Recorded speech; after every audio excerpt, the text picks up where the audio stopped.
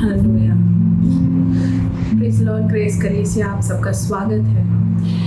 इस टाइम पर जब हम इकट्ठा हुए हैं उस परमेश्वर की आराधना करने के लिए, क्यों ना एक बार फिर से अपने आप को तैयार करें उस महान परमेश्वर की आराधना करने के लिए जो सारी स्तुति के, सारी महिमा के योग्य है। क्यों ना उस यीशु मसीह को आज हम पुकारें, यीशु मसीह के नाम को पुकारे, जिस नाम में चंगाई है, जिस नाम में हमारी रिहाई है। बहुत सी बार अगर हम लोगों की सुने, हम आसपास देखें तो हम आशाहीन महसूस करते हैं, पर वो नाम है जो हमें बल देता है, हमें शक्ति देता है। उस नाम को आज हम पुकारें, उस नाम की हम आराधना करें और खुद को उत्साहित करें कि प्रभु तेरा नाम सबसे धन्य है। तेरे नाम में प्रभु मुझे शक्ति मिलती है परमेश्वर। हालेलुया।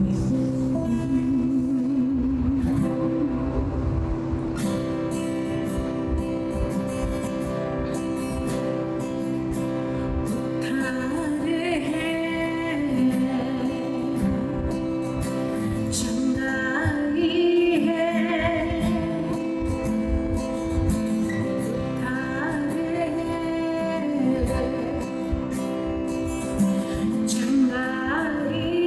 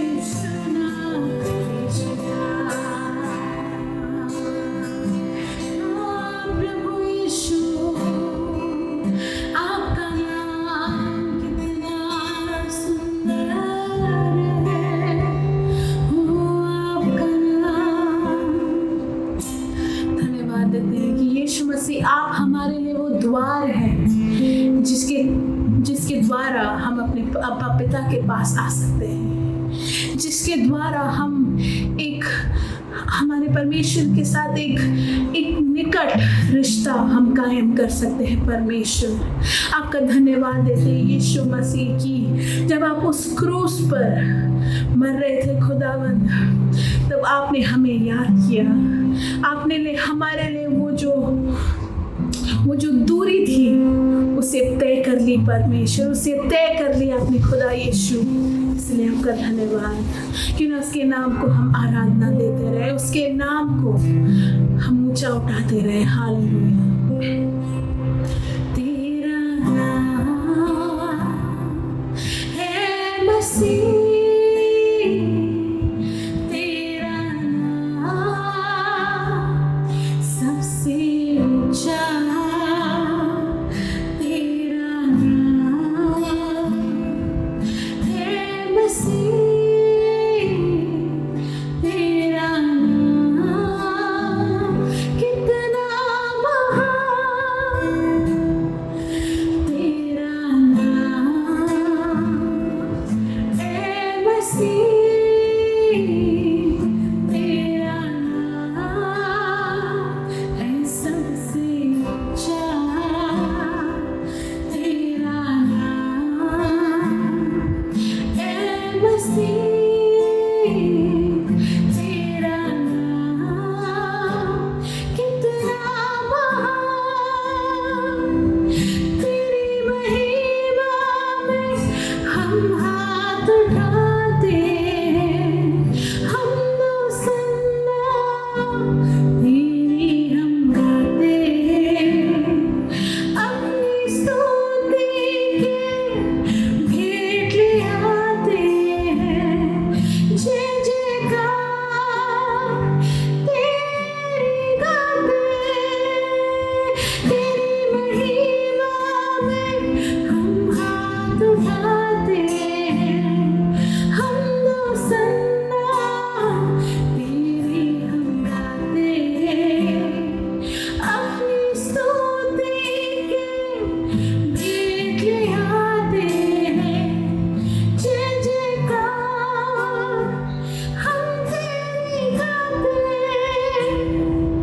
तेरा नाम है मसीह, तेरा नाम सबसे ऊंचा, तेरा नाम है मसीह, तेरा नाम कितना महान, तेरा नाम है मसीह, तेरा नाम कितना महान। वो यीशु नाम है, प्यारा नाम है, वो यीशु नाम है, प्यारा नाम है, यीशु नाम है, प्यारा नाम है, यीशु नाम है, प्यारा नाम है। आपको स्तुति की भेंट हम चढ़ाते हैं, ओ राजा।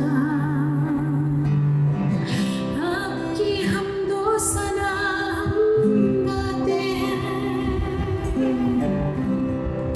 Hallelujah, hallelujah. आपके सामने प्रभु हम स्तुति रूपी भेंट को चढ़ाना चाहते हैं परमेश्वर, आपकी महिमा करना चाहते हैं खुदावंद। धन्यवाद देते हैं कि प्रभु यीशु आपने हमें एक मित्र दिया है। धन्यवाद देते हैं प्रभु यीशु कि आपने हमारे साथ सहभागिता के लिए पवित्र आत्मा को दिया है परमेश्वर। पवित्र आत्मा हम आपका स्वागत करते हैं खुदा, हम आपका स्वागत करते हैं इस जगह पर, हम आपका स्वागत करते हैं हमारी जिंदगियों में। जब हम आपकी महिमा गाते हैं, जब हम कहते हैं कि हमें आपकी ज़रूरत है, तू आ और हम पर कब्जा कर। आप आए और हमारे जीवन में अपने स्थान को ले ले परमेश्वर, क्योंकि हम जानते हैं कि हमारी आशा, हमारे जीवन में जो बदलाव है वो सिर्फ आपके थ्रू आता है परमेश्वर, वो सिर्फ आपके द्वारा आता है। तो पवित्र आत्मा आपका स्वागत करते हैं, हम अपने आप को आपके चरणों में समर्पण करते हैं परमेश्वर। हालेलुया। पवित्र आत्मा का स्वागत करें, अपने जीवन का वो द्वार खोलें जिसके थ्रू वो आकर हमारे अंदर काम कर सके। हालेलुया। प्रभु हम एक नई ताकत को भर, हमें एक नई सामर्थ को भर परमेश्वर। प्रभु हम एक नई अग्नि को भर दे खुदा, क्यों हम ज्वलंत हो जाए खुदा आपके लिए।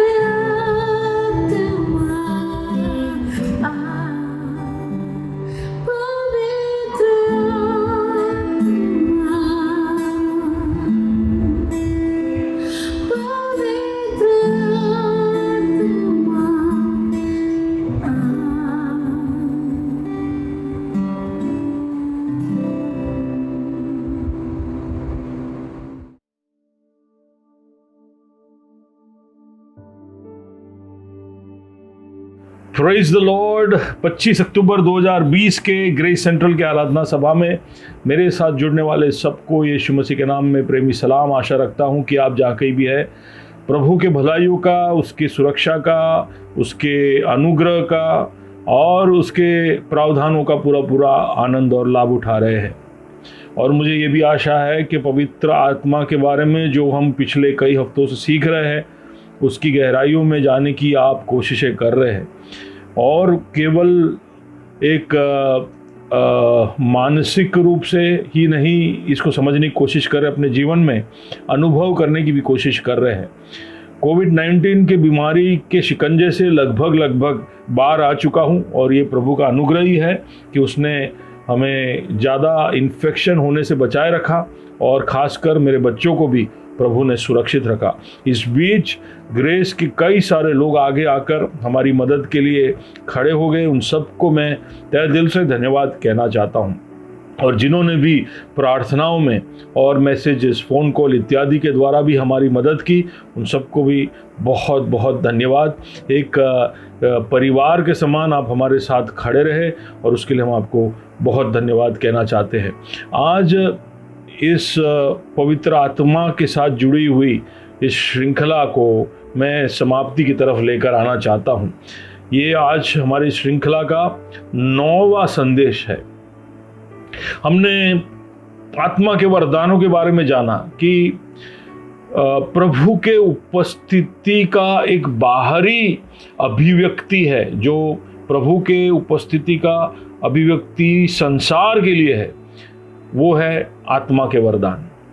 ठीक उसी तरह अंदरूनी अभिव्यक्ति, inward expression of the presence of God in the individual, तो outward expression on the earth and inward expression inside of an individual, वो है फ्रूट ऑफ द स्पिरिट या आत्मा के फल। आत्मा के वरदान 9 थे, आत्मा के फल भी 9 थे और आज हमारे श्रृंखला का 9वां संदेश है। तो ये 9 का आंकड़ा क्योंकि पवित्र आत्मा के साथ वचन के अंदर जुड़ा हुआ है, तो मुझे योग्य लगा कि आत्मा के साथ जुड़े हुए 9 संदेश मैं आपके सामने लेकर आऊं और ये हमें एक याद रखने के लिए भी मैं इस तरह से इस 9वें संदेश के साथ आत्मा के साथ जुड़ी हुई श्रृंखला को समाप्त कर रहा हूँ। मैं आशा रखता हूँ कि केवल श्रृंखला ही समाप्त होगी, उसके साथ का भागीदारी, उसके साथ की हमारी कोइनोनिया की तो केवल अब शुरुआत ही हुई है। तो हमने पवित्र आत्मा के विषय में बहुत ही रोमांचक, बहुत सारी अद्भुत बातों को पिछले कई हफ्तों में देखा और मैं विश्वास रखता हूं कि आपने इसके ऊपर व्यक्तिगत रूप से गौर किया होगा और उसको अपने व्यक्तिगत पढ़ने के समय आपने उसको देखा होगा और इसके लिए एक बड़े भूख और प्यास के साथ आपने अपने आप को तत्पर दिखाया होगा। आज मैं पवित्र आत्मा पुराने नियम में किस तरह से व्यक्त होता है उसकी ओर गौर कर इस श्रृंखला को समाप्त करना चाहता हूँ। अब मैं आशा रखता हूँ कि इन सारी श्रृंखलाओं के अंदर जो सीखी है उस बात को एक नई दृष्टिकोण, एक नया धक्का आज के इस सीख के द्वारा हमें प्राप्त होगी। आज जो अलग अलग पुराने नियम की कहानियों से मैं आपको बताऊंगा उसमें से कई सारी चीज़ें तो मेरे लिए ही बड़ी रोमांचक थी, बहुत नई थी। मैंने उसको एक नए नज़रिए से देखा और मैं बहुत ही प्रोत्साहित हुआ और मैं चाहता हूं कि आप भी उसके द्वारा प्रोत्साहित हो और आप जैसे आप इसको देखोगे कि पवित्र आत्मा किस तरह पुराने नियम में भी शामिल था, मैं आशा रखता हूं कि आप उत्तेजन, एक्साइटमेंट से भर जाओगे। हम कितना पवित्र आत्मा को हमारे जीवन में कार्य करने देंगे वो तय करता है कि वो कितना हमारे जीवन के अंदर कार्य करेगा। तो हम पुराने नियम के अंदर के मेरे आगे जो 5 बातें, 5 अलग अलग विभाग आए जिसके अंदर हम पवित्र आत्मा के पुराने नियम के अंदर के काम को देख सकते हैं, ऐसी 5 बातें मैं आपके सामने लेकर आया हूँ। सबसे पहली बात, पुराने नियम में हम पवित्र आत्मा को सृष्टि में देखते हैं, क्रिएशन। हम जब बाइबल का पहले 2 वचन पढ़ते हैं उसके अंदर ही हमें पवित्र आत्मा नजर आ जाता है। वहां पर लिखा है कि पृथ्वी बेडौल और सुनसान पड़ी थी और गहरे जल के ऊपर अंधियारा था तथा परमेश्वर का आत्मा जल के ऊपर मंडलाता था। उसके बाद अय्यूब के पुस्तक के अंदर जब हम अय्यूब 33 उसका 4 पढ़ते हैं तो वहां पे इस तरह से देखते हैं कि मुझे ईश्वर की आत्मा ने बनाया है और सर्वशक्तिमान की सांस से मुझे जीवन मिलता है। तो पवित्र आत्मा को कई बार हम त्रित्व का तीसरा व्यक्तित्व कहकर उसको एक तीसरे दर्जे के स्थान पे भेज देते हैं, लेकिन उत्पत्ति और अय्यूब के आयतों से हमें यह मालूम चलता है कि जितना सृष्टि में पिता परमेश्वर शामिल था, जितना पुत्र परमेश्वर शामिल था, उतना ही पवित्र आत्मा भी शामिल है। सृष्टि का श्रेय पवित्र आत्मा को भी जाता है। कई बार हम उसको डिस्काउंट कर देते हैं और उससे पवित्र आत्मा को दुख या खेद होता नहीं है, लेकिन हमें ऐसा करना नहीं चाहिए। हमें याद रखना चाहिए कि जिस पवित्र आत्मा के विषय में, जिस रूह पाक के विषय में हम पिछले 8 या 9 हफ्तों से देख रहे हैं, वो सृष्टि करता है और उसने सारी सृष्टि को बनाने में और हमारी उत्पत्ति में, इंसान की उत्पत्ति में खास योगदान किया है। इसलिए अय्यूब कहता है कि मुझे ईश्वर की आत्मा ने बनाया। तो हम ये बात को भूले नहीं। पुराने नियम के अंदर बड़ा स्पष्ट है, नया नियम के अंदर उसके सृष्टि के काम हमको दिखते नहीं है, सिवाय उसके कि वो हमें नए जन्म में मदद करता है। लेकिन इस सारे सृष्टि के निर्माण में उसका योगदान है और वो शामिल था, ऐसा हम भूले नहीं। तो पहला बात है कि सृष्टि में वो शामिल था। दूसरा जो बात है वो पवित्र आत्मा के बाइबल के अंदर के उसके काम का सबसे पहला वर्णन है कि पवित्र आत्मा इंसानों के साथ कैसा कार्य करता था, उसका सबसे पहला वर्णन है। और मैं बहुत एक्साइट हो गया ये पढ़कर। उत्पत्ति 6 और उसके 3 में लिखा है, बहुत ही इंटरेस्टिंग, बहुत ही रोमांचक। यहोवा ने कहा, मेरा आत्मा मनुष्य से सदा लो विवाद करता न रहेगा। अब ये बाहर के पहले के समय का एक वर्णन है और वहां पर हम देखते हैं कि पवित्र आत्मा के विषय में यहोवा कहता है कि मेरा आत्मा तुमसे विवाद करता रहता है। यानी एक तरह से तर्क, एक तरह से समझाने की कोशिश, एक तरह से बहस करना। तो पवित्र आत्मा बाहर के पहले के समयों में इंसानों के साथ इस तरह से बहस करता, समझाने की कोशिश करता, सत्य को उनके सामने रखता और अगर वो गलत पथ पर जा रहे हैं तो उनको सही पथ पर आने के लिए प्रेरित करता, उनको बार बार जाकर परेशान करता और इंसान को अपने रास्ते से मुड़ने के लिए मजबूर लगभग करने की कोशिश करता। लेकिन इस वचन को पढ़कर हमें मालूम चलता है, ध्यान से जब हम गौर से एक और बार उसकी ओर देखते हैं तो वहां पर लिखा है कि यहोवा ने कहा कि मेरा आत्मा मनुष्य के साथ सदा इस तरह से विवाद करता ना रहेगा। तो उसका मतलब है कि इस वचन के अंदर यहोवा खेद प्रकट कर रहा है कि मैं निरंतर मेरी आत्मा के द्वारा तुम्हारे साथ विवाद कर रहा हूं, लेकिन इससे कुछ हो नहीं रहा है। तो एक तरह से चेतावनी वहां पर हम देख सकते हैं कि यहोवा कहता है कि तुमसे विवाद कर कर कोई फायदा नहीं है, तुमसे तर्क कर कोई फायदा नहीं है, क्योंकि तुम्हारे दिल कठोर है और तुम तुम्हारे गलत कामों से, दुष्टता से मुकर ही नहीं रहे हो। और उसके बाद हम जब नीचे के आयत में पढ़ते, 6ठे आयत में, उत्पत्ति 6 और उसके 6 में, मेरे हिसाब से इस बाइबल के अंदर का सबसे दुखद और दुर्भाग्यपूर्ण आयत है जो मैं अभी पढ़ने जा रहा हूं। और वहां पर इस तरह से लिखा है उत्पत्ति 6 और 6 में कि यहोवा पृथ्वी पर मनुष्य को बनाने से पछताया। यहोवा पृथ्वी पर मनुष्य को बनाने से पछताया और वह मन में अति खेदित हुआ। एक दुर्भाग्यपूर्ण आयत जो बाइबल के अंदर हम पढ़ सकते हैं कि परमेश्वर को खेदित होना पड़ा कि मैंने कहां इनको बना दिया। हमारे लिए यह सोचना गलत नहीं होगा कि इस घटना के बाद, यानी कि बाहर के आ जाने के बाद, पवित्र आत्मा ने इंसानों के साथ इस तरह विवाद और तर्क करना बंद कर दिया।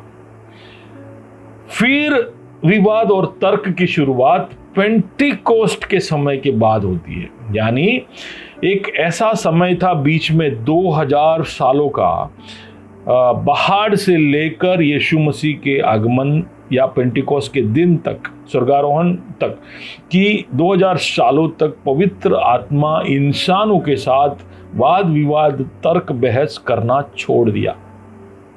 अब वो हमारे अंतर आत्मा से, अभी हमारे आत्मा के साथ वो विवाद और तर्क करता है। लेकिन बीच में 2000 साल ऐसे थे जब ये नहीं होता था।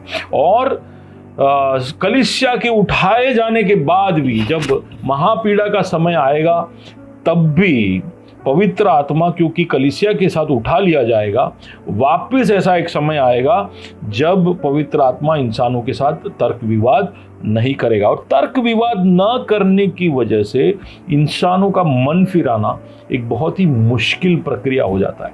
तो हमें खुदा का धन्यवाद देना चाहिए कि पवित्र आत्मा तर्क और विवाद करता है।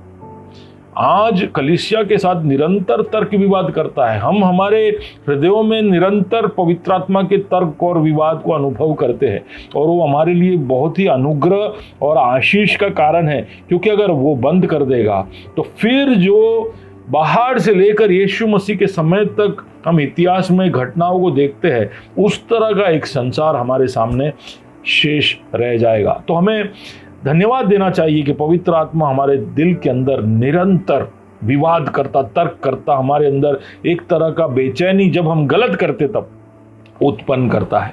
कैसे पता चलेगा कि पवित्र आत्मा हमारे अंदर तर्क और विवाद करता है? अगर आप कुछ कर रहे हो और उस कार्य में रुक गए और रुक कर उसके नैतिक बातों के अंदर आप गौर कर रहे हैं, उसके अंदर की नैतिकता के विषय में गौर कर रहे हैं कि ये सही है या नहीं, ये गलत है, ये अच्छा है, ये बुरा है इत्यादि, अगर आप सोच रहे हैं तो उसका मतलब पवित्र आत्मा आपके साथ विवाद कर रहा है। अगर आपके मन में कहीं ना कहीं ये बोध होता है कि आप जो कर रहे हो वो गलत है, तो वो पवित्र आत्मा के तर्क और विवाद की वजह से है। अगर आपने कुछ गलत काम भूतकाल में किया और उसकी वजह से आज आप उसका दोष अनुभव कर रहे हो, तो वो पवित्र आत्मा आपके साथ विवाद कर रहा है। अगर आप जो कार्य कर रहे हो उसके अंदर आपको मूर्खता दिख रही है कि ये ईश्वर की योजना के विरुद्ध का काम है, एक मूर्खता भरा काम है, तो वो भी पवित्र आत्मा से के तरफ से आपके मन में तर्क और विवाद का एक सबूत है। ये सब पवित्र आत्मा के हमारे अंदर के कार्य निरंतर चालू रहने का एक प्रमाण है। और ये जब तक हम महसूस करते हैं, मैं समझता हूँ कि हम सुरक्षित है। तो हम जब पवित्र आत्मा हमसे विवाद करे, तो जैसे स्टीफानोस ने हमसे कहा, हम उसका सामना ना करें, लेट अस नॉट रेजिस्ट, हम उसको रेजिस्ट ना करें, उसका हम सामना कर उसको अपने कार्य में रोके नहीं, ना हम उसको नज़रअंदाज करें, पवित्र आत्मा को उसका कार्य करने दे। ये पुराने नियम में वो करता था, बाहर के बाद उसने रोक दिया, लेकिन पेंटिकोस्ट के बाद उसने वापस शुरू किया है। उसके लिए प्रभु का धन्यवाद हो। तो पहला हमने देखा कि वो सृष्टि में शामिल था, दूसरा हमने देखा कि वो इंसानों के साथ विवाद करता था और अब वो वापस कर रहा है। तीसरी बात जो पुराने नियम में हम देखते हैं वो है प्रभु की उपस्थिति का प्रमाण था पवित्र आत्मा। वो सामूहिक रूप से भी था, व्यक्तिगत रूप से भी था। ये दोनों अंतर मैं समझाता हूं। जब हम हग्गाई का पुस्तक पढ़ते हैं, 2 अध्याय और उसका 5वां कलम, वहां पर हग्गाई भविष्यवाणी के द्वारा इजराइल को याद दिलाता है कि तुम्हारे मिस्र से निकलने के समय जो वाचा मैंने तुमसे बांधी थी, उसी वाचा के अनुसार मेरा आत्मा तुम्हारे बीच में बना है, इसलिए तुम मत डरो। अब सोच के देखिए कहाँ की बात कब हो रही है। हग्गाई कब जी रहा था? राजाओं के समय में था हग्गाई। अब मिस्र से निकले तब मैंने तुम्हारे साथ वाचा बांधी थी कि मेरा आत्मा निरंतर तुम्हारे साथ रहेगा, और वो है, और इसलिए तुम्हें डरने की जरूरत नहीं है। ये उपस्थिति का एक्नॉलेजमेंट ये है कर हम भजन संहिता दाऊद के द्वारा ये बोला हुआ हम देख सकते हैं। भजन संहिता 139 और उसके साथ में इस तरह से भजन संहिता लिखने वाला कहता है कि मैं तेरे आत्मा से भागकर किधर जाऊं, वह तेरे सामने से किधर भागूं। यानी इज़राइल के अंदर पवित्र आत्मा की एक उपस्थिति निरंतर मौजूद थी ताकि वो डरे नहीं, वो एक सुरक्षा महसूस करे इस संसार के अंदर, और उनको मदद निरंतर जब जब चाहिए तब मिलती रहे। लेकिन आप समझिए कि ये एक सामूहिक उपस्थिति थी, यानी his presence was in the community and in the nation of Israel. यानी आज हम जैसे अनुभव करते हैं व्यक्तिगत दिलों के अंदर, हमारे व्यक्तिगत अनुभव में हम उसकी उपस्थिति महसूस करते हैं, उस तरह का अनुभव का बात यहाँ पर नहीं है। इज़राइल प्रजा के बीच में मेरा आत्मा रहता है कर वो बता रहा है। लेकिन थोड़ा और हम जब आगे देखते हैं तो हम व्यक्तियों के ऊपर भी प्रभु के उपस्थिति का प्रमाण पवित्र आत्मा था। यानी इज़राइल के अंदर कुछ लोग थे जिसके ऊपर पवित्र आत्मा व्यक्तिगत रूप से भी उतरता और परमेश्वर के उपस्थिति का प्रमाण उसको देता। और इसके विषय में हमें समझ में तब आता है जब बातशीबा के साथ के व्यभिचार के बाद दाऊद प्रार्थना करता है, मन फिराकर परमेश्वर के सामने गिड़गिड़ाता है, तब वो एक बात कहता है। भजन संहिता 51 और उसकी 11 के अंदर वो कहता है कि मुझे अपने सामने से निकाल न दे और अपने पवित्र आत्मा को मुझसे अलग ना कर। तो यानी दाऊद अपने दिल के अंदर, अपने मन के अंदर, अपने व्यक्तित्व के अंदर पवित्र आत्मा की उपस्थिति को महसूस करता था और वो उसको परमेश्वर के उपस्थिति में होने का निरंतर आभास देता था। तो पवित्र आत्मा सृष्टि में शामिल था, पवित्र आत्मा विवाद में शामिल था, पवित्र आत्मा परमेश्वर की उपस्थिति का प्रतीक और प्रमाण था। अब हम चौथे विषय की ओर जाते हैं कि पवित्र आत्मा पुराने नियम में और किस तरह से हमारे सामने उभर कर आता है। जब हम भजन संहिता 143 और उसका 10 पढ़ते हैं तो वहां पर इसे लिखा है कि मुझको यह सिखा कि मैं तेरी इच्छा क्यों कर पूरी करूं। मुझे सिखा, मुझे शिक्षा दे कि मैं कैसे तेरी इच्छा को पूरी करूं, क्योंकि मेरा परमेश्वर तू ही है। तेरा भला आत्मा मुझको धर्म के मार्ग में ले चले। यानी एक और कार्य जो पवित्र आत्मा का पुराने नियम में था वो था शिक्षा देना, भले कामों को करवाना, अच्छे मार्ग पर, धर्म के मार्ग पर आगे बढ़ने में शिक्षा देना, सलाह देना। जब हम नहमाया की पुस्तक में पढ़ते हैं तो इज़राइल की मरुस्थल के अंदर से यात्रा के विषय में नहमाया इस तरह से कहता है, नहमाया 9 और उसके 20 के अंदर, कि वरन तूने उन्हें समझाने के लिए अपने आत्मा को जो भला है तूने दिया और अपना मन्ना उन्हें खिलाने ना छोड़ा और उसकी प्यास बुझाने को पानी भी देता रहा। मन्ना खाने के लिए, पानी पीने के लिए और पवित्र आत्मा की उपस्थिति समझाने के लिए। जितना मन्ना जरूरी था, जितना प्यास बुझाना जरूरी था, उतना ही धार्मिकता की सीख को देना जरूरी था। और इसलिए नहमाया याद करता है कि प्रभु तूने तेरे आत्मा को हमको दिया था ताकि हम धार्मिकता के मार्ग पर, सही रास्ते पर निरंतर चलते जाएं। लेकिन जब वो गलत रास्ते पे चले जाते, यानी ये तो एक तो गलत रास्ते पे जाने से पहले का एक शिक्षा है, लेकिन गलत रास्ते पे जाने के बाद पवित्र आत्मा भविष्यवक्ताओं के द्वारा चिताता था। फिर वो वार्निंग देता तो उसमें वो भविष्यवक्ताओं का इस्तेमाल करता। और वहां पर हम पढ़ सकते नहमाया 9 और उसके 30 में नहमाया वापिस याद करता हुआ कहता है, तू बहुत वर्ष तक उनको सहता रहा और अपने आत्मा से नबियों के द्वारा उन्हें चिताता रहा, परंतु वे कान नहीं लगाते थे, इसलिए तूने उन्हें देश देश के लोगों के हाथ में कर दिया। पवित्र आत्मा अपना कार्य नबियों के द्वारा बोल देता था, क्योंकि वो खुद तो विवाद करने अब नहीं आएगा, और इसलिए विवाद जैसी जो बातें हो उसके लिए वो भविष्यवक्ताओं के ऊपर आता और उसके द्वारा चिताता और उन्हें वार्निंग देता। वो सुने नहीं सुने, वो उनकी मर्जी नहीं सुने तो उसकी वजह से जो दंड मिलना था वो उनको मिलता।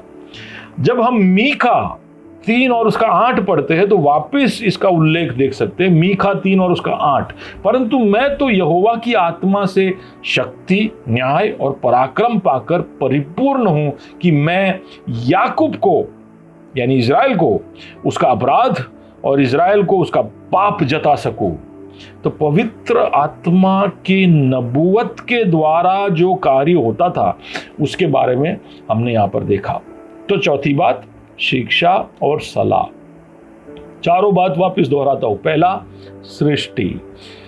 दूसरा बात हमने देखा कि वो विवाद करता। तीसरा, परमेश्वर की प्रतीक का, उसकी उपस्थिति का प्रतीक और प्रमाण था। और चौथी बात कि वो शिक्षा और सलाह देकर इज़राइल की मदद करता। अब जो पांचवी बात है वो सबसे उभर कर आने वाली बात है। पवित्र आत्मा का जो पुराने नियम के अंदर सबसे ज्यादा दिखाई देने वाला जो कार्य है वो पांचवा जो कैटेगरी में आपके सामने बता रहा हूं वो है, और वो है कि पवित्र आत्मा सामर्थ्य से प्रकट होता, बड़ी सामर्थ्य से। अब सामर्थ्य के अंदर भी 2-3 अलग अलग तरह के सामर्थ्य वो देता था और देता है, ऐसा हम देख सकते हैं। उसको आप दूसरे तरीकों से भी देख सकते हो, लेकिन ये मेरा विश्लेषण है। तो पवित्र आत्मा सामर्थ्य देता। एक तो सपना, किसी ने सपना देखा तो उसकी व्याख्या करने का सामर्थ्य या उसका एक क्षमता वो देता। सामर्थ्य ही मैं उसको कहूंगा। सपनों की व्याख्या या दर्शन किसी ने देखा तो उसकी व्याख्या, और इसको हम देख सकते हैं यूसुफ के जीवन में। अब वहां पर पवित्र वचन के अंदर यूसुफ की कहानी लिखते वक्त यूसुफ ने इस तरह से किया कर नहीं लिखा है, लेकिन हम जब उत्पत्ति 41 और उसका 38 पढ़ते हैं तो फिरौन जो है, जो मिस्र का राजा था, वो दाऊद यूसुफ के विषय में इस तरह से कहता है, सुनो।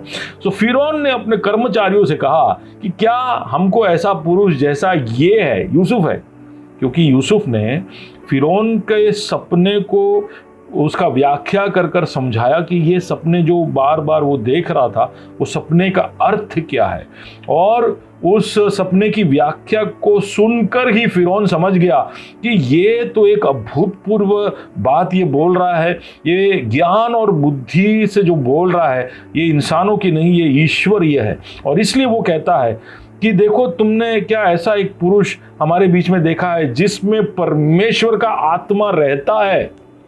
ऐसा कोई आदमी क्या मिस्र में मिल सकता है? तो ये उसके बारे में एक गवाही है, और ये पवित्र वचन में लिखा, इसलिए हम ये पूरा इत्मीनान के साथ कह सकते हैं कि ऐसा पवित्र आत्मा ने उसको सामर्थ्य दिया कि वो दर्शन और सपनों का व्याख्या करे। दूसरा कि पवित्र आत्मा ने, हम देख सकते हैं कि जो मिलाप का तंबू है, जिसको टैबरनेकल कहते हैं, मिलाप का तंबू, और बाद में सुलेमान के मंदिर, और उसके बाद जो वापस जेरुब्बाबेल के समय में मंदिर बना, वो सारे, ये सारे ऐसी बातें हैं जहाँ पर प्रभु की उपस्थिति हमें अक्षरिक रूप से प्रकट हुआ पुराने नियम के अंदर देखते हैं। मिलाप का तंबू, सुलेमान का मंदिर और जेरुब्बाबेल का मंदिर, ये तीनों मंदिरों में पवित्र आत्मा का योगदान देखिए। जब मिलाप का तंबू बनने वाला था तो वहां पर मूसा को इस तरह बताया गया है कि मैंने एक व्यक्ति को चुना है और उसका नाम है बेजालेल।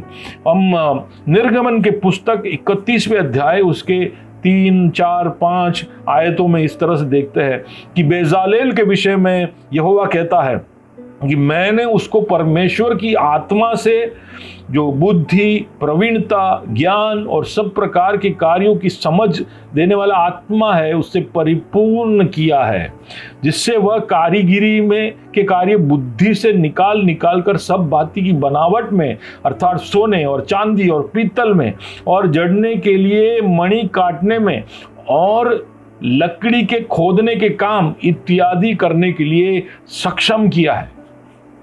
कितना अनोखा है! सामर्थ, हुनर और कौशल के साथ। आप सोच के देखिए कि बेजालेल, और वहां पर और दूसरों का नाम लिखा है, उन सब लोगों को एक ही कार्य आता था, ईंट बनाना। क्योंकि मिस्र में वो केवल ईंट बनाते, मिट्टी लेकर उसमें घास फूस मिलाकर ईंट बनाते ताकि मिस्र के शहरों को वो बना सकते। तो ये ईंट बनाने वालों को प्रभु उठाता है और पवित्र आत्मा की परिपूर्णता देता है। शायद बेजालेल पहला ऐसा व्यक्ति है जिसके विषय में बाइबल में लिखा है कि उसके ऊपर पवित्र आत्मा की भरपूरी, उसकी परिपूर्णता आई है, और उस परिपूर्णता में वो कितना सारा कौशल सीख गया।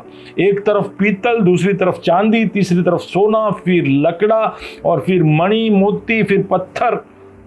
ये सारे कौशल, ये सारी क्षमताएं प्रभु की आत्मा ने बेजालेल को दिया। क्यों? क्योंकि मिलाप के तंबू के लिए, प्रभु की उपस्थिति उतर आए उसके लिए। मैं समझता हूं कि आज भी ऐसा ही है। हम प्रभु के उपस्थिति के लिए कुछ भी करने के लिए तत्पर हो जाएंगे, तो उसके लिए जो हुनर, कौशल, जो भी प्राप्ति चाहिए होगी, वो सब वो प्रबंध करेगा। हम जब हमारे स्वार्थ के लिए उतरेंगे तो मैं उसका गारंटी नहीं देता, लेकिन प्रभु की इच्छा में जब आप कार्य करने के लिए आगे बढ़ोगे तो आपको ये सोचने की जरूरत नहीं कि ये काम मुझे आता ही नहीं। अगर बेजालेल को इस तरह के हुनर वो दे सकता है तो हमें भी वो जरूर दे सकता है, और ये पवित्र आत्मा का ही काम था। दाऊद को प्रभु ये मंदिर, या ये जो सुलेमान ने जो मंदिर बनाया, उसका जो नक्शा है, उसका जो नमूना है, वो दाऊद को दिखा दिया। हम पढ़ते हैं पहले इतिहास उसके 28वें अध्याय के 12वें कलम के अंदर, और ये नमूना देखकर दाऊद जो है, ये सारे नमूने उसने, प्रभु ने उसको जो जो आलय के विषय में बताया वो सब वो सुलेमान को बताता है। अब यहाँ पर पढ़िए क्या लिखा है। और यहोवा के भवन के आंगनों और चारों ओर की कोठरियाँ और परमेश्वर के भवन के भंडारों और वस्तुओं के और जो जो नमूने ईश्वर के आत्मा की प्रेरणा से उसको मिले थे, वे सब दाऊद ने सुलेमान को दे दिए। दाऊद ने मंदिर बनाया नहीं, लेकिन प्रभु ने उसको सारा प्लान बता दिया, सारा विवरण उसको दे दिया। अब मैं सोच रहा था कि प्रभु, दाऊद ने बनाया नहीं तो उसको क्यों बताया, सुलेमान को बता देता। लेकिन एक बात आप समझिए कि दाऊद बहुत ही ज्यादा पैशनेट था मंदिर के लिए। वो बना नहीं पाया, वो अलग बात है, लेकिन उसके अंदर बड़ी तीक्ष्णता थी कि मुझे प्रभु के लिए एक आलय बनाना है। प्रभु का वाचा का संदूक जब तंबुओं में रहता हो तो मैं कैसे महलों में सो सकता हूं, ये था दाऊद का मन में सवाल जो उसको रात को सोने ना देता।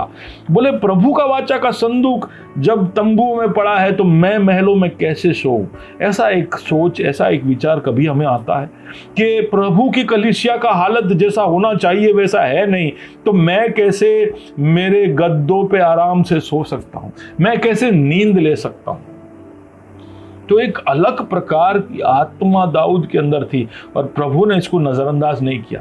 उसके हाथ खून से रंगे हुए थे, इसलिए वो आलय नहीं बना पाया, लेकिन उसके अंदर एक तीक्ष्णता थी, एक जोश था आलय को लेकर, और इसलिए प्रभु उसने वो बनाने नहीं दिया, लेकिन उसको सब कुछ दिखा दिया कि ये जो आलय है वो कैसा होगा। मूसा वाचा का देश देख नहीं पाया क्योंकि उसने कुछ गलतियां की थी, लेकिन उसने वाचा के देश के लिए इतनी मेहनत की थी तो प्रभु ने उसको वाचा का देश दिखाया। हम जब प्रभु के लिए कोई भी चीज को लेकर पैशनेट हो जाते हैं तो वो प्रभु हमें शायद अक्षरिक रूप से ना दे, लेकिन वो हमारे उस पैशन को समझता है और वो हमें दिखाएगा। ये सुनकर, ये पढ़कर मैं बड़ा उत्तेजित हो गया कि मेरा प्रभु कितना चिंता करता है, कितने बारीकियों से हमारी चीजों के ऊपर गौर करता है। उसने दाऊद निराश होकर नहीं मरा, उसने निराश होकर नमूने सुलेमान को नहीं दिखाए, खुश होकर दिखाया कि मैं देख चुका, अब तू बना लेना। मूसा भी मैं समझता हूँ कि बड़ा तृप्त होकर उसने अपनी आखिरी सांसें ली होगी, क्योंकि जिस देश के लिए वो निकल पड़ा था उस देश को देखकर वो अपने मौत की तरफ बढ़ा। तो ये है प्रभु का दिल। पवित्र आत्मा हमारे इच्छाओं को और तृष्णता को समझकर प्रभु के दिल में जो बातें हैं वो हमें बताता है। अब जेरुब्बाबेल के विषय में मैंने बताया कि जेरुब्बाबेल के समय भी प्रभु ने उसको सामर्थ्य दिया। और वहाँ पर जरुब्बाबेल के विषय में जकरिया नबी की पुस्तक 4 अध्याय में इस तरह से लिखा है कि तब उसने मुझे उत्तर देकर कहा, जरुब्बाबेल के लिए यहोवा का ये वचन है, ना तो बल से ना तो शक्ति से, परंतु मेरी आत्मा के द्वारा मुझ सेनाओं के यहोवा का ये वचन है। जरुब्बाबेल सोच रहा था कि वो आलय बना पाएगा कि नहीं, लेकिन तब पवित्र आत्मा उसको बल देगा कर एक भविष्यवाणी होती है और वो बल प्राप्त करता है। और हम जानते हैं, हम बाद में पढ़ते तो जरुब्बाबेल ने उस मंदिर के काम को संपूर्ण किया। तो एक तो सामर्थ वो सपनों की और दर्शनों की व्याख्या के लिए देता है, दूसरा वो सामर्थ देता है, हुनर देता है कुछ कार्यों को करने के लिए। और यहाँ पर हमने देखा कैसे तंबू को बनाने के लिए, यानी मिलाप के तंबू को बनाने के लिए और आलय को बनाने के लिए प्रभु उनको कार्य प्राप्ति देता है। और तीसरी बात, वो हमें सामर्थ्य देता है अगुवाई करने के लिए। पुराने नियम में हम देखते हैं कि ये एक बहुत ही लंबा कार्य था। वो बार बार हम इस क्षेत्र में, अगुवाई के क्षेत्र में, नेतृत्व करने वाले क्षेत्र में पवित्र आत्मा को बार बार हस्तक्षेप करता हुआ देखते हैं।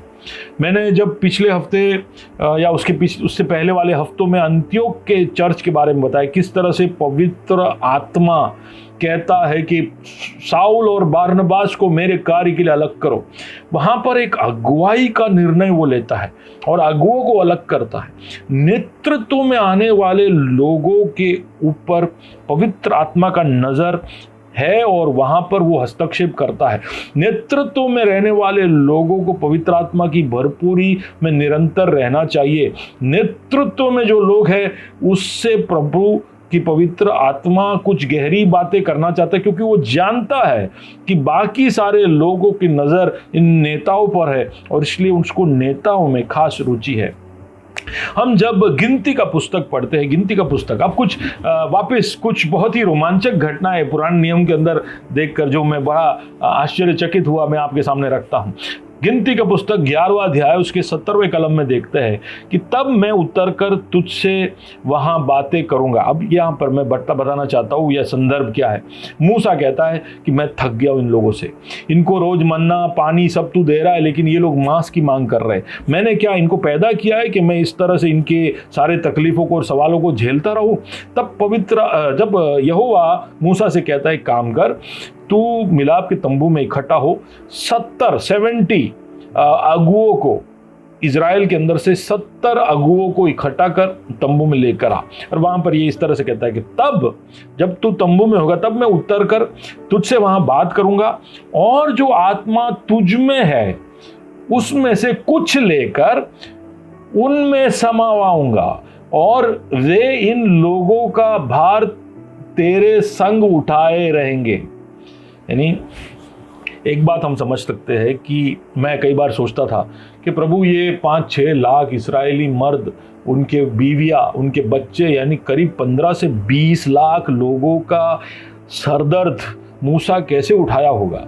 पर यहाँ पर बड़ा व्यक्त है, मूसा अपने बलबूते पर नहीं, अपनी विनयता या अपनी सौम्यता की वजह से नहीं, अपनी निर्मलता की वजह से नहीं, अपने लीडरशिप स्किल जो उसने मिस्र में सीखा था उसकी वजह से नहीं, वो इतने बड़े एक प्रजा का नेतृत्व इसलिए ले पा रहा था क्योंकि उसमें पवित्र आत्मा की उपस्थिति थी। और जब वो थक जाता है तो प्रभु का आत्मा के द्वारा ये वाणी आता है कि देखो तू जो भार उठा रहा है ना, उसको शेयर करने के लिए, उसको बांटने के लिए मैं 70 और लोगों को उठा रहा हूं और उसका थोड़ा सा भाग मैं उनको दूंगा और फिर आगे से तुम लोग सब मिलकर भार उठाना। अब समझिए कि नेतृत्व के स्थानों में पवित्र आत्मा के वो अनुभव का कितना प्राथमिकता है, वो कितना खास और इम्पोर्टेंट है, इसको आप नज़रअंदाज मत करिए। अब क्या होता है, एक बहुत ही अनोखा घटना वहाँ पर होता है। अब ये पवित्र आत्मा उतर आता है और वहाँ पर जो 70 लोग थे वो भविष्यवाणी करने लगते हैं। तो ये एक प्रतीक था कि उनके ऊपर उतर आया। अब वहाँ पर हम देखते हैं कि 70 को बुलाया था लेकिन 68 ही आए थे। मूसा को इस बात का पता नहीं था 68 ही आए थे और 2 लोग जो इजराइल के कैंप में वो आए नहीं, वो छुपे वहां बैठे रहे। पवित्र आत्मा जब उतरा तो वो स्वाभाविक रूप से उन 68 के ऊपर उतरना चाहिए था, लेकिन मेदाद और एल्दाद नाम के 2 महापुरुष थे जो तंबू में छुपे बैठे थे। तो पवित्र आत्मा उनको छुपे हुए स्थानों में, उनके रहस्य स्थानों में जाकर पकड़ता है और वहां पर वो भविष्यवाणी करने लगते और लोग सुनते कि ये लोग ये तंबू में बैठ के भविष्यवाणी कर रहे हैं, दौड़ कर आकर यहोशू को बताते। यहोशू जाकर मूसा को बोलता है, देख यार वो 2 लोग आए नहीं, वो लोग अभी तंबू में भविष्यवाणी कर रहे हैं। तो बहुत, मुझे तो बड़ा रोमांचक घटना ये लगा कि तुम आए नहीं, तो पवित्र आत्मा जानता है कि तुम कहाँ हो और तुम्हारी जरूरत है, तुम्हारी जरूरत, तुम अगुए हो और तुम्हारी जरूरत है। हम में से कुछ लीडर लोग हैं ना जो लीडर मीटिंग में आते नहीं, छुप कर बैठे रहते हैं, सोचते हैं कि हमें बाहर नहीं उठाना, लेकिन पवित्र आत्मा आपको देख रहा है, आप छुपे रहोगे तो वहां पर आकर वो आपको पकड़ेगा। तो उन दोनों को वहां से निकलना पड़ा।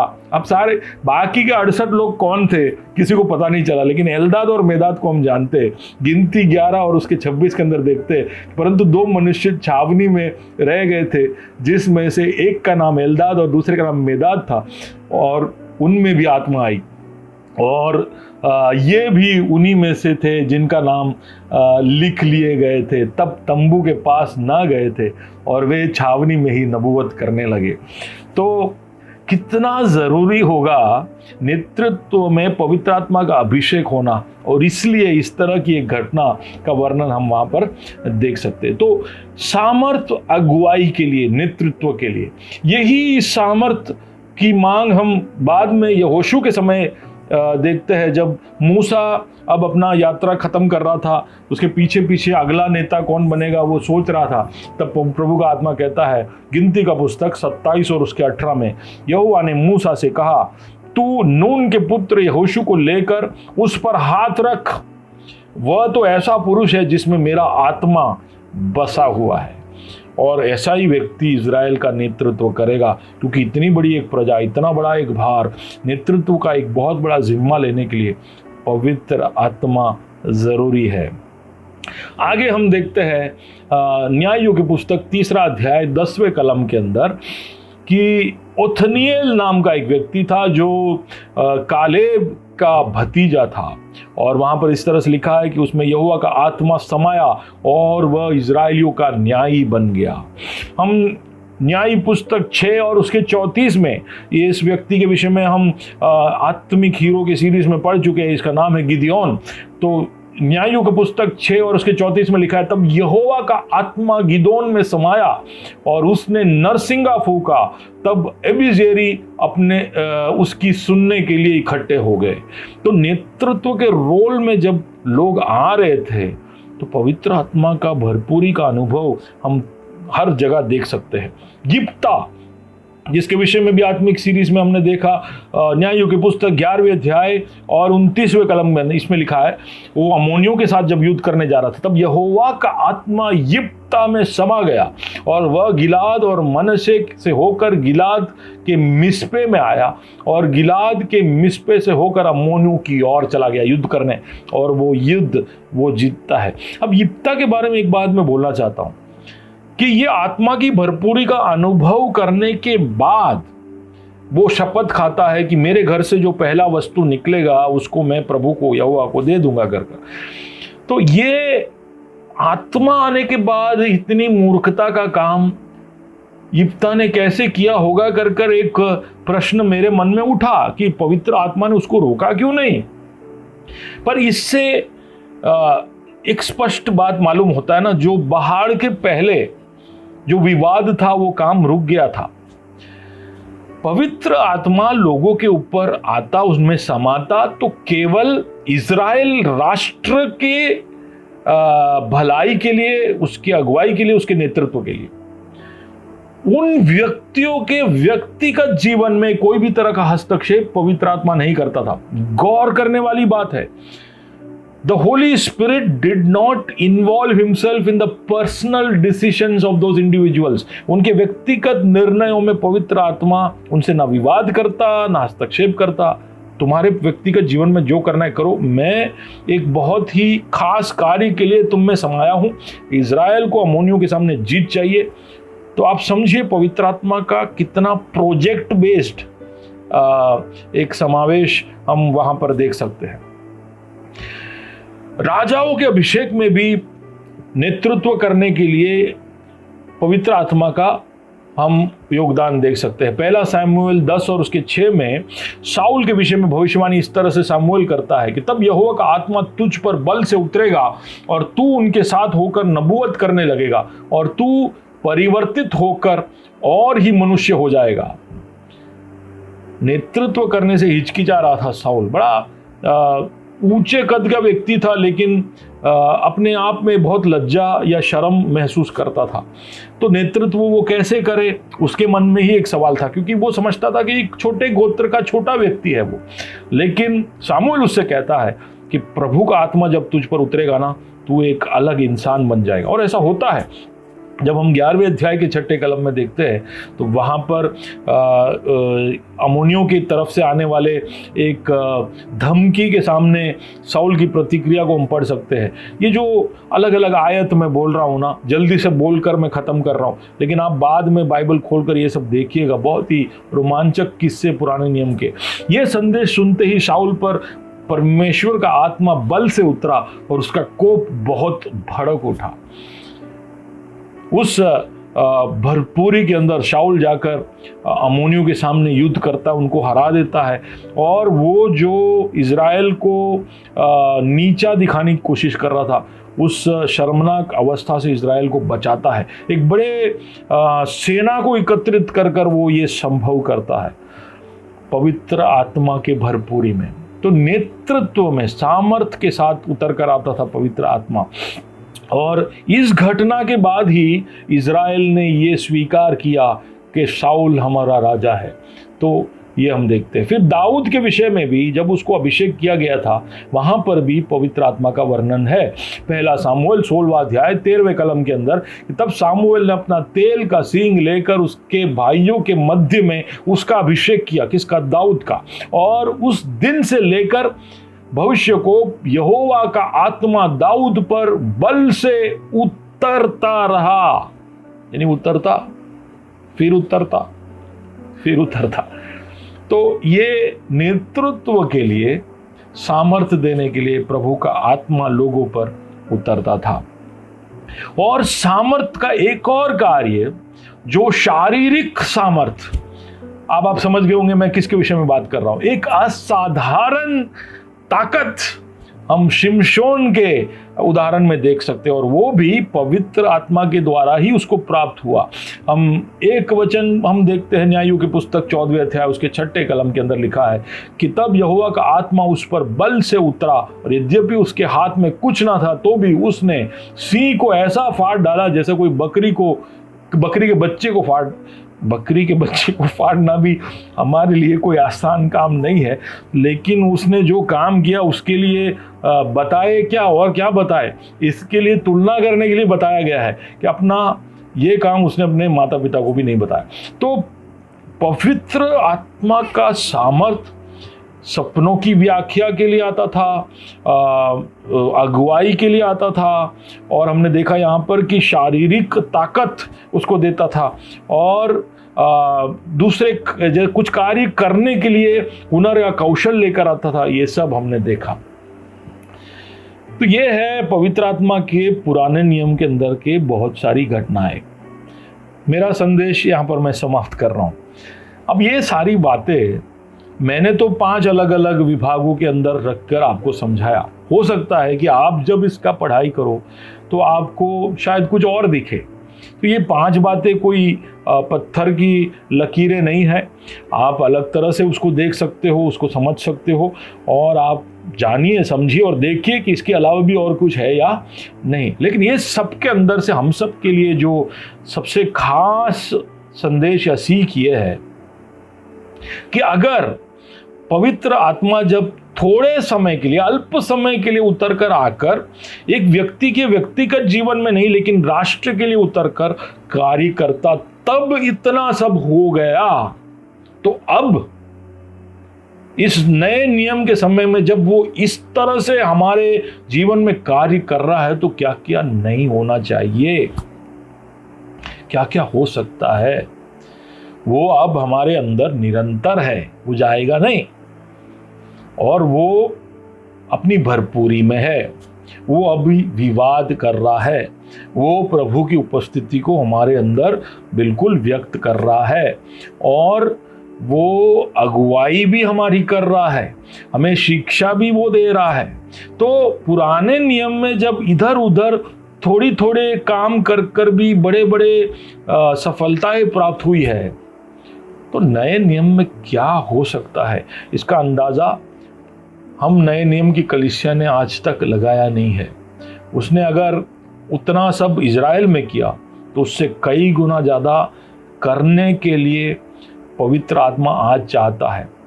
बाहर के समय के पहले क्या उसका जो इंसानों के साथ का रिश्ता था उससे भी गहरे रिश्ते में आज वो कोइनोनिया में, भागीदारी में कलीसिया के साथ उतर कर आया है। अब यीशु मसीह के नाम में वो आया है, पिता की तरफ से अपने पुत्र के लिए एक दुल्हन तैयार करने के लिए आया हुआ है। उसका अब हमारे जीवन में जो शामिल होना है वो एक अलग लेवल पे ही है। तो पुराने नियम के इन घटनाओं के अंदर से हमको प्रेरणा मिले, ये सब उन्होंने किया है तो हमारे जीवन के अंदर और द्वारा इससे भी बड़े बड़े काम हो सकते हैं। सारी सृष्टि राह देख रही है मनुष्य के पुत्रों के प्रकट होने के लिए। पवित्र आत्मा आपके दिलों में कार्य करे ताकि आप सृष्टि के उद्धार के लिए एक गति दिखाए, प्रभु के कार्य को इस पृथ्वी पर सिद्ध करने के लिए थोड़ा और जोश हम दिखाए, उसमें थोड़ा और मन लगाए, प्रार्थना करे, कहे कि प्रभु तेरी परिपूर्णता हमको चाहिए, तेरी परिपूर्णता चाहिए ताकि तेरा हित जैसे स्वर्ग में पूरा होता है वैसे इस पृथ्वी पर भी होने पाए। प्रभु पवित्र आत्मा की परिपूर्णता से आप सबको भर दे, यह है मेरी इच्छा, यह है मेरी प्रार्थना आप सबके लिए। और यही मैं आपसे दरख्वास्त करूंगा कि आप इसके लिए निरंतर बाट जोते रहे, प्रभु से गिड़गिड़ाते हुए मांगते रहे। जितना इजराइल ने मांस के लिए गिड़गिड़ाया उससे ज़्यादा आप पवित्र आत्मा के लिए मांगे, परिपूर्णता के अनुभव के लिए मांगे। आप में से कुछ लोग ऐसे हैं जिनको पवित्र आत्मा भरपूरी और परिपूर्णता देगा और आपका बहुतायत से इस्तेमाल करेगा। आप अपने आप को आज आप जब इस वाणी को सुन रहे हैं अपने आप को नम्र करें और कहे प्रभु पवित्र आत्मा तेरी इच्छा हमारे जीवनों के द्वारा पूरी हो, एक स्टेफानोस के समान तो हमको भी खड़ा कर। ये हमारे ग्रेस में होना चाहिए, इसके लिए मैं प्रभु से दुआ करता हूँ। आइए मिलकर दुआ करें। प्रभु जी इन संदेशों के लिए धन्यवाद, इस श्रृंखला के लिए धन्यवाद जिसके द्वारा हमने पवित्र आत्मा और हमारे बीच के कोइनोनिया, हमारे भागीदारी के विषय में हमने बहुत सारी बातों को देखा। हमारे जीवन के आत्मिक जीवन के शुरुआत से लेकर अंजाम तक कैसे अलग अलग पड़ावों में से तू हमको लेकर जाता है। कई बार हम एक भेड़ के समान होते हैं, कई बार हम एक दास के समान होते हैं, कई बार हमें मछली पकड़ने वाले के समान बनना है, लेकिन ये सबसे बढ़कर तू हमें एक दुल्हन बना रहा है। इसके लिए हम तुझे धन्यवाद देते हैं। इन पड़ावों के अंदर कैसे कैसे तू कार्य करता है वो सब हमने देखा। हम तेरी आवाज़ को सुन पाए, हम तुझसे सीख पाए, हम तेरी सेवा कर पाए। प्रभु जी हम मछली पकड़ने वाले यानी इंसानों को पकड़ने वाले बन पाए और उसके लिए किस तरह से तेरे साथ भागीदारी कर कर आत्मा के वरदानों का, आत्मा के फलों का सब इस्तेमाल करते हुए तेरी परिपूर्णता का अनुभव करते हुए कैसे हम आगे बढ़ सकते हैं।